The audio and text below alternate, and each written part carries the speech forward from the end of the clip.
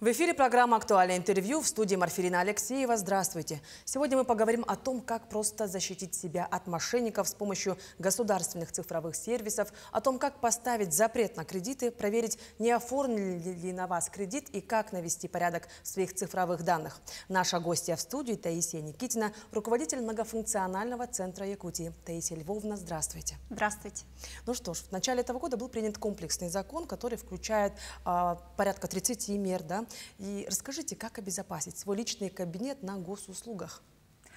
Этот вопрос очень важный, очень актуальный, потому что, к сожалению, из года в год мошенники придумывают более изощренные способы похищения наших данных и наших финансовых средств. Буквально на днях были опубликованы данные, и по итогам 2024 года мошенники, кибермошенники похитили со счетов жителей нашей страны порядка 27,5 миллиардов рублей. И согласно опросу, который проводил Банк России, порядка 34% жителей нашей страны подвергаются таким или иным способам кибермошенничества. Поэтому действительно эта тема очень актуальная. Как же защитить, что мы можем сделать, чтобы защитить наши данные и защитить наши деньги? Но прежде всего я рекомендую очень ответственно и внимательно относиться к своим данным, к своему личному телефону и к своей учетной записи на портале госуслуг. Это такие базовые правила цифровой гигиены, о которых мы говорим и будем говорить. Прежде всего использовать пароли, надежные пароли как для телефона, так и для своей учетной записи на портале госуслуг. Многие, наверное, не знают, но на вашем телефоне любой модели, в принципе, вы можете настроить не простой четырехзначный код, да, а можно его усложнить. Там есть такие настройки, нужно просто посмотреть в настройках телефона. Что касается учетной записи на портале госуслуг, то я рекомендую в обязательном порядке настраивать двухфакторную аутентификацию, при этом не через пуш-уведомления, да, второй способ проверки, а рекомендую делать это через СМС. И еще такой лайфхак есть, рекомендация: обязательно убирать всплывающие уведомления на заблокированном телефоне. Потому что если вы часто посещаете публичные места, и ваш телефон остается без присмотра, недоброжелатели, злоумышленники могут просто подсмотреть пароль, который всплывает. Это тоже такой способ хищения ваших данных. Сложные пароли и на портале госуслуг, и, конечно, быть предельно внимательными с любым способом, когда у вас пытаются спросить ваш код из СМС-пароля от портала госуслуг. Действительно полезные лайфхаки. И вот еще с весны этого года граждане массово начали устанавливать самозапрет. Немножко подробнее об этой услуге. Действительно, данный сервис стал доступен на портале госуслуг для всех граждан нашей страны с 1 апреля текущего года. И по данным, которые мы наблюдаем на текущий момент, уже по нашему региону, по республике, порядка 72,5 тысяч граждан воспользовались данным сервисом. Этот сервис подразумевает, что вы добровольно можете установить самозапрет на оформление кредитов либо займов на ваше имя. Данный запрет можно установить как частично, так и полностью. То есть можно выбрать, что вы можете поставить запрет на дистанционное либо очное посещение, оформление кредита в кредитном организации в банке, либо в микрофинансовой, либо полный запрет. Если полный, то вы никаким способом не можете. Да? Заявление можно подать через портал госуслуг в отношении себя, либо в отношении своих несовершеннолетних детей, либо вы, если являетесь опекуном, попечителем ограниченно недееспособных, либо полностью недееспособных в отношении их. И также буквально вот с конца августа текущего года данный запрет можно подать в формате очного обращения в наши центры, то есть обычное бумажное заявление. Здесь есть важный нюанс: заявление можно подать и снять, только обратившись очно. Обращение по нотариальной доверенности невозможно. И вот этот самозапрет на оформление кредитов, он относится ко всем потребительским кредитам, займам, в том числе в микрофинансовых организациях, за исключением ипотеки, за исключением автокредитования, когда ваше приобретаемое транспортное средство становится предметом залога, да, и за исключением есть такие кредиты на образование, когда деньги поступают напрямую в образовательное учреждение.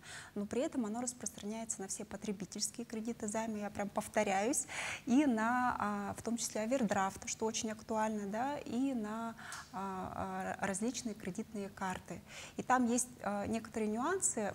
Допустим, вы можете подать заявление о снятии. К нам уже люди обращаются, которые поставили ранее, сейчас хотят снять.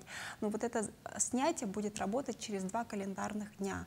То есть Центральный банк специально предусмотрел такую схему период охлаждения, чтобы люди, возможно, которые сейчас находятся под давлением мошенников, да, под каким-то психологическим воздействием, у них было время как бы одуматься и принять более взвешенное решение. То есть правильно ли я поняла, что финансовые организации выдать кредит на имя человека, у которого установлен самозапрет, не смогут? Абсолютно верно. Они должны проверять эту информацию и отказывать в выдаче кредита. Если все-таки по каким-то причинам, в том числе техническим, возможно, это произошло, заемщик освобождается от уплаты данного кредита либо займа.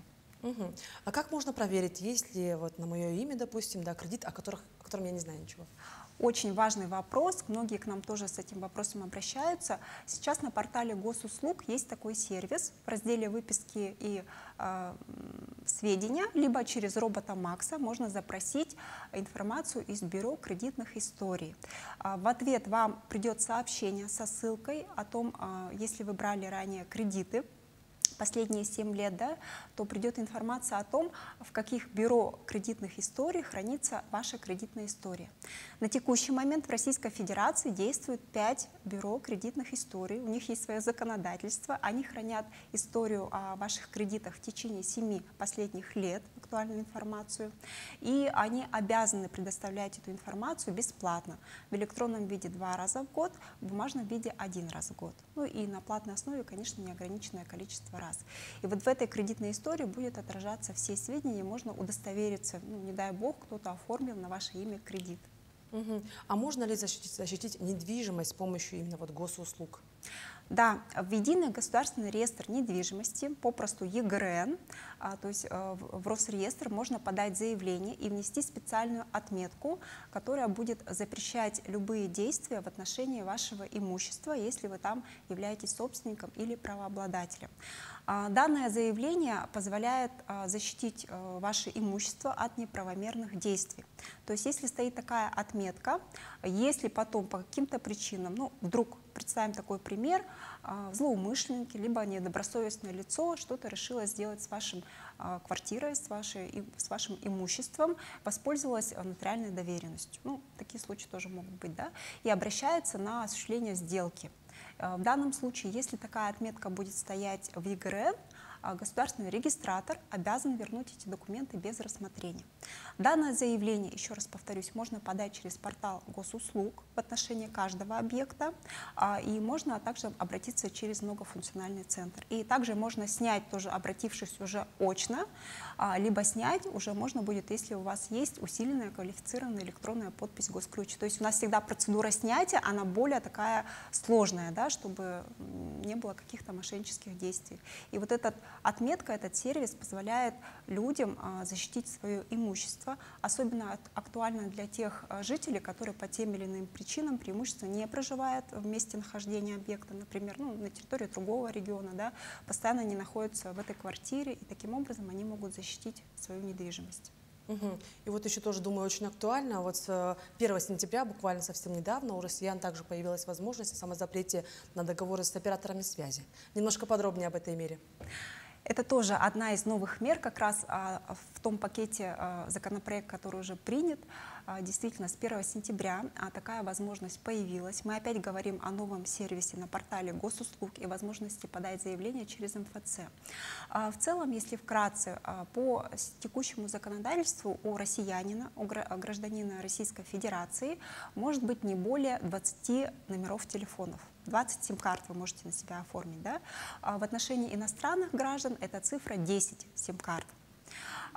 Сейчас, к сожалению, есть такие мошеннические действия, схемы, когда недобросовестные люди оформляют на ваше имя сим-карту и совершают с ней различные неправомерные действия. Поэтому нужно быть бдительным и тоже знать, какие сим-карты на вас оформлены. Прежде всего, мы говорим о том, что на портале госуслуг в вашем личном кабинете, если посмотреть, заработал раздел, который так и называется «Сим-карты». Открыв его, вы можете проверить, какие же сим-карты на вас оформлены. Знаете, на практике люди удивляются, оказывается, вот когда-то оформил, кому-то отдал, там, знакомым, еще кому-то. Да? Проверьте, пожалуйста, какие сим-карты на вас оформлены. Также из этого раздела вы можете совершить действие заблокировать эту сим-карту и в последующем подойти в салон сотовой связи, именно к сотовому оператору, для того, чтобы разобраться, что это за сим-карта, что это за номер телефона, кто ее пользуется, и вы далее уже принимаете решение. Либо вы расторгаете договор по этой сим-карте, либо вы ее блокируете, ну, возможно, вспомните или переоформите на другое лицо. И вот этот самозапрет, новое новшество, да, которое государство внедрило, предназначается для того, чтобы обезопасить человека в случае, если, к сожалению, ваши данные персональные, ФИО, паспорт, иные данные стали доступны для злоумышленников. Если у вас установлен данный запрет, уже мошенники, злоумышленники не смогут воспользоваться вашими данными и оформить на вас вот эту сим-карту. Поэтому вы можете поставить данный запрет, опять-таки только при очном обращении, ну, имеется в виду через портал самостоятельно, либо через очное обращение через МФЦ. И обратная процедура тоже у нас, безусловно, предусмотрена. Да? То, что можно снять этот запрет, но вот снятие, я подчеркиваю, сервис новый, только исключительно через многофункциональный центр. То есть снять электронно, даже через сотового оператора вы не сможете, только через обращение, через МФЦ, личное, очное. Мы не работаем в данном случае с представителями по нотариальной доверенности. Таким образом, вот этот новый сервис предназначен для того, чтобы максимально защитить от использования злоумышленниками ваших персональных данных для неправомерных каких-то действий. Мне кажется, вот еще очень тоже актуально будет узнать нашим зрителям, люди и самой мне, да, допустим, если человек забыл свой пин-код в госуслугах, как восстановить? У нас есть 3 основных способа, кратко скажу. Первое, самовосстановление. Вы можете пройти процедуру на портале госуслуг, там есть инструкция через свой адрес электронной почты, либо номер телефона. Также можно восстановить доступ к учетной записи на портале госуслуг через мобильный банк, такая возможность тоже есть. Если 2 способа не работают, то мы рекомендуем очно со своим паспортом, номером СНИЛС, телефоном обратиться в любой центр обслуживания. Но самый крупный центр обслуживания по вопросам учетных записей — это, конечно, многофункциональный центр. Приходите к нам, поможем, восстановим. А еще вот очень интересно, с какими больше всего запросами люди вот именно по мошенническому направлению к вам приходят? Безусловно, вопрос восстановления учетных записей. Поэтому я рекомендую всем гражданам, которые так или иначе сталкиваются, знаете, такой тоже лайфхак, все-таки заблаговременно, осознанно, спокойно подготовиться. К сожалению, когда случается вот такая ситуация со взломом учетной записи, мы не застрахованы от этого, никто, даже самые продвинутые пользователи интернета и различных гаджетов. Да? Схемы мошеннические, они прям каждый день придумываются новые. Очень сейчас популярна схема через ДЭК, через курьерскую службу, да, якобы курьер с ДЭКа, через маркетплейсы, это Озон, Вайлдберрис и так далее. Поэтому я рекомендую до того, как это случилось, в спокойной обстановке посмотреть еще раз свой личный кабинет портала госуслуг, ознакомиться, все инструкции там размещены, и как бы подготовить для себя, знаете, такую памятку, что я буду делать, если такое случится. Потому что на практике, когда это происходит, у людей, конечно, первая абсолютно человеческая реакция — это небольшая паника. И они обращаются, и, к сожалению, если это происходит в выходные дни, когда центр не работает, потому что у нас нет таких служб 24/7, приходится помогать людям как-то вот в таком дистанционном формате по телефону. Поэтому, конечно же, не нужно бояться этого, нужно быть к этому готовым и быть бдительными. Хорошо. Ну что ж, Таисия Львовна, спасибо, что вы уделили время и осветили нам такую важную тему. А я напомню, это была программа «Актуальное интервью». Оставайтесь с нами.